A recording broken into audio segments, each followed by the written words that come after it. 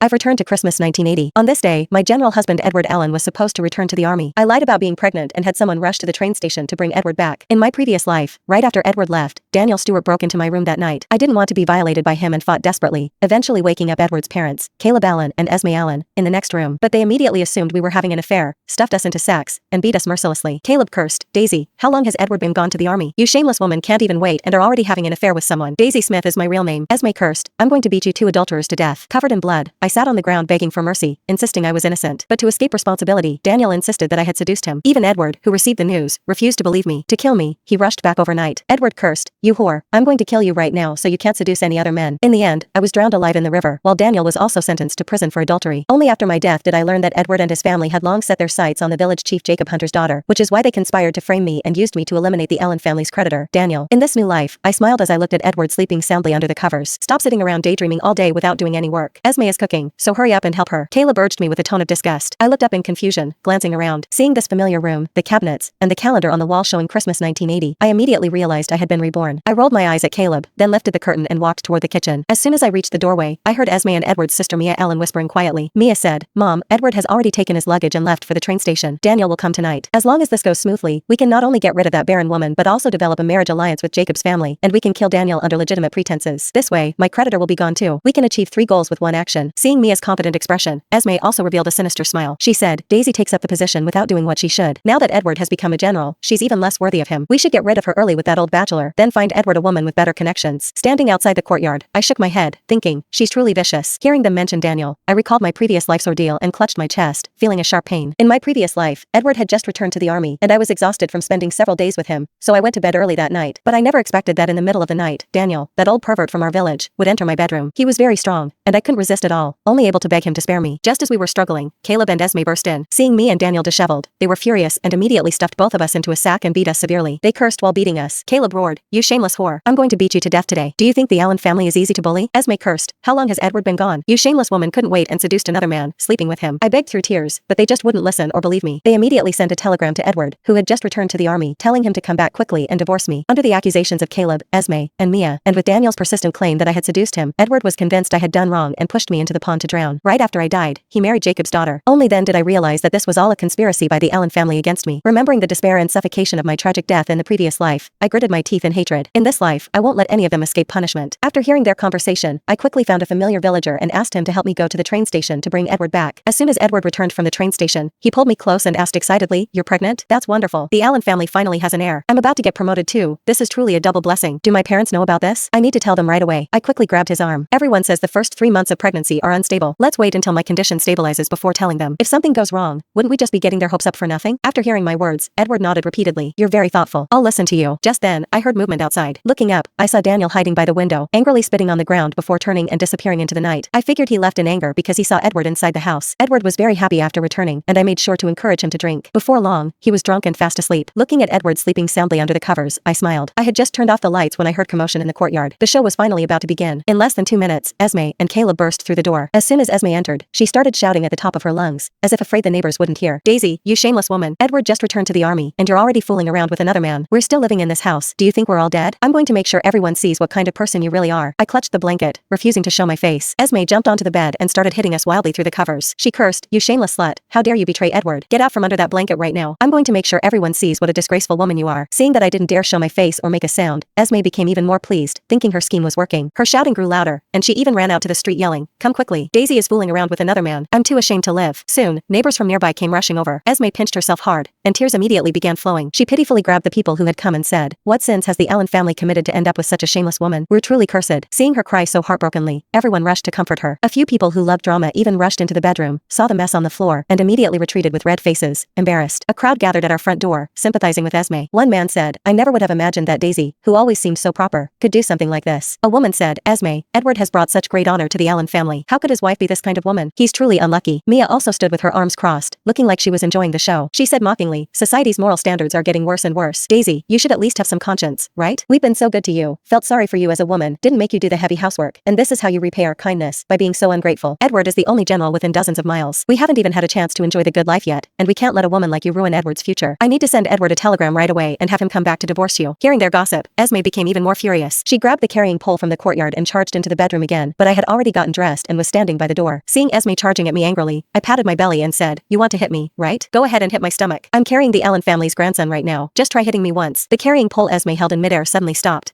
Seeing my confident demeanor, Esme froze. She asked, "You're not lying to me, are you?" Caleb followed her into the room. He sneered, "Esme, don't believe a word she says. Even if she really is pregnant, who knows which man's child she's carrying." Hearing this, I said angrily, "What are you talking about? Get out of here right now and stop disturbing Edward's rest." As I spoke, I moved to push them out. Hearing my words, Esme became even more confident. She roared, "Bah, you shameless slut." Mia saw Edward drag his suitcase to the car with her own eyes. He left the city long ago. How could he possibly be sleeping at home? Mia chimed in from the side. That's right. I personally saw Edward off to the car. How could he still be home? I could tell long ago that this woman was no good, dressing like a seductress. Oh, and Mom, I've seen her getting cozy with Daniel several times. The man in bed is probably Daniel. After hearing Mia's words, Esme tried to push further inside. She said, "Caleb, the person sleeping in that bed must be that Daniel she seduced. We have to stand up for Edward and not let him be betrayed like this. Today, I'm going to teach you a lesson on Edward's behalf." Hearing Esme's inflammatory words, Caleb flew into a rage, snatched the carrying pole from Esme's hands, and rushed into the inner room to strike hard at the figure under the covers. I threw myself protectively over Edward, shouting, "Caleb, stop hitting him. He's—" Before I could finish, Caleb angrily interrupted, "I don't care who he is. No one can betray Edward." On the surface, I was protecting Edward, but in reality, all my weight and force landed squarely on Edward's body, and that weight was no lighter than the carrying pole. Because he was drunk, Edward couldn't wake up immediately and only let out a few pained groans under the heavy blows. Seeing me desperately protecting my lover, Esme became even more furious, thinking I was utterly shameless. The more I protected Edward, the harder they hit. The harder they hit, the happier I felt inside. Caleb panted heavily as he struck. He said, "Don't I know Edward's voice? That groan just now wasn't his at all. If you keep lying, I'll beat you too. I'm going to beat this bastard to death today. He's really asking for it." To make sure everyone outside could hear, I deliberately shouted loudly, "Caleb, Esme, stop this. He really is Edward, your own son. Please stop hitting him. I'm begging you. If this continues, he'll really be seriously hurt." Seeing me clutching the covers tightly, refusing to let them pull them back, Esme became even more convinced I was guilty and that there really was someone hidden under the blanket. She reached out to grab my hair, but I was prepared and dodged to the side. Her head smashed directly into the wall, immediately swelling into a large bump. Having missed me, Esme said furiously, "Caleb, quick, let's stuff this man into a sack together." In the dim light, the two of them were so focused on getting the person into the sack that they didn't bother to look closely at the man's face under the covers. Edward was thus efficiently stuffed into a sack by his own parents and dragged out to the courtyard. When the onlookers saw the adulterer being dragged out, they immediately swarmed around him, beating him savagely. Blood seeped through the sack, staining the courtyard ground red. I threw myself on the sack, crying and shouting loudly, but in reality, I wasn't using any real force, just putting on a show. I shouted, "Stop hitting him. He really is Edward. If you don't believe me, you can open the sack and see for yourselves." I knew the more I protected that sack, the angrier they would become. Sure enough, just beating him wasn't enough to satisfy them anymore. Caleb grabbed the entire sack and threw it into the courtyard pool. Caleb had incredible strength from years of farm work. He seized the sack and kept pushing it down into the water. He said, "You're Daniel, right? You can't control your lower half, so today I'll let you really enjoy yourself." Once, twice. Edward inside the sack was soaked by the cold water and slowly regained consciousness. He began twisting his body frantically inside the sack, trying to break free. Edward shouted Caleb and Esme's names loudly, but his hoarse, alcohol-roughened voice didn't get their attention. Instead, it made them even angrier. I pretended to pace anxiously by the pool. "Caleb, please spare him. If this continues, he'll die." Hearing my words, Caleb suddenly turned vicious. He roared, "I only have one son this accomplished. I must avenge him. I'm going to destroy this man right now." Caleb went into the house and came out with a knife, then said, "I've been a veterinarian my whole life. Today, I won't castrate cattle, only men." My face went pale with terror. "Caleb, you can't do this. No man could bear such a blow. Leave him some dignity." Esme's eyes blazed with fury as she cursed, "Have you no shame? You keep pleading for Daniel. He really must have satisfied you in bed." Then she urged Caleb on, "Hurry up, Caleb. This is what adulterers deserve. If he wants to be a man again, he'll have to wait for his next life." With a cruel smile on his face, Caleb walked toward the sack containing Edward without hesitation. I rushed to stop him, then pretended to trip over a stone, and could only keep shouting, "Caleb, I'm begging you, don't hurt him. You'll regret this." Caleb spat a thick glob of phlegm at me. "If I don't teach him a lesson today, that's when I'll regret it." With that, he aimed at the sack and stabbed down with steady, precise, and vicious force. As he stabbed, he cursed angrily, "You'll never be able to harm another man's woman again. I'll make sure you can never be a man for the rest of your life." After Caleb stabbed several times, Edward struggling inside the sack noticeably weakened. Soon, Edward stopped moving altogether. Watching Edward's blood splatter everywhere, I sat on the ground, overjoyed inside but wearing deep sorrow on my face, as if I'd lost all strength. Just then, I suddenly spotted Daniel in the crowd. Our eyes met, and he immediately turned to run. I rushed into the crowd and grabbed him. "Why are you running? Do you have a guilty conscience?" Seeing me grab Daniel, Mia asked, "What are you doing here?" Daniel looked at her strangely. "If I'm not here, where should I be?" Esme pointed in confusion at the sack now stained bright red with blood and asked in horror, "Then who's in that sack?"